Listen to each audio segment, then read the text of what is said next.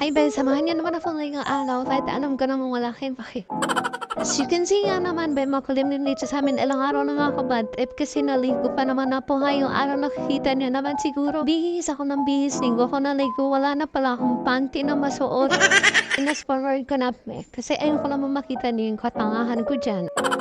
Mga bandang araw pa na be, but na bad trip talaga ako kasi nag-away kami ng boyfriend ko. Oo, be. As you can see naman, nakita ng bad trip sa mukha ko. Ay, hindi niya pala nakikita, natakpan pala. Emote na emote pa siya kagabi, be, kasi hindi siya sinuyo. Pag ikaw talaga iniwalan, iyak ka rin naman. Nang matapos lang ako dyan, be, may balak na ako pumunta ng kusina para kumain. At yun nga, wala na siyang inabutang pagkain. Ayun, be, kaka-breakdown mo yun. Yung di ka na nga sinuyo, wala ka pang inabutang kan. Hindi ko na nga lang sinabi sa kanya na hindi pa ako kumakain, be, baka mag-alala sa akin. Sayang naman yung ginugol ko na 8 hours sa pag-iiyak at pag-breakdown, be. Tapos masasaraman niya lang ako. Kasi hindi ako kumain. Karoon pa nga to.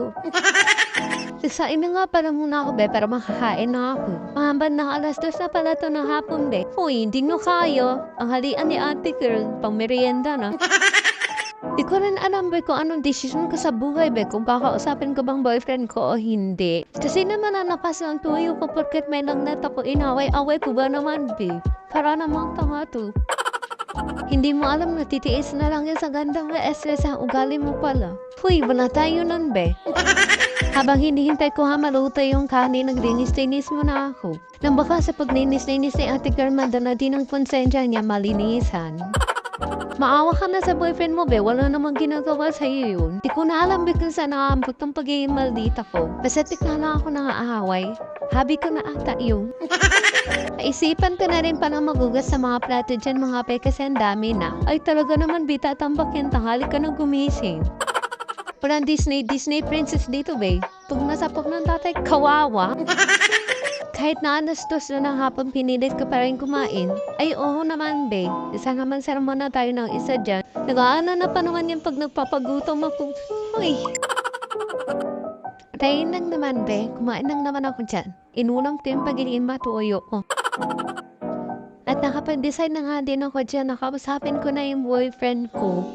Kasi naman taas ko pa ang pride ko, be. Baka may iwan na ako nun. Huwag naman. Handa nga dito, be. Sayo na ako ng sayo.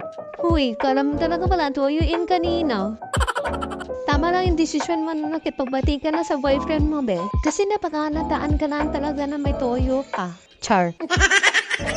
Ewan ko ba may matabilis-bilis mong bago ng world ng mga babae pag pagkain yung tinatapat nyo sa harap nila. Ay, kung ako lang naman natatanungin nyo, huwag nyo na lang tinukot-tanungin, be. Kasi nga tuyo din ako, hindi ko rin alam ang sagot. 2:90 na rin pala ng mga oras na to. Ang ganda na sikat ng araw, be. Pero kanina ako limlim. Parang ngayon mood ka na sa boyfriend ko, be. Ang bilis magbago. Char, yun lang. Sana nag-enjoy kayo sa content ko na walang kwenta. Sa susunod naman, bye!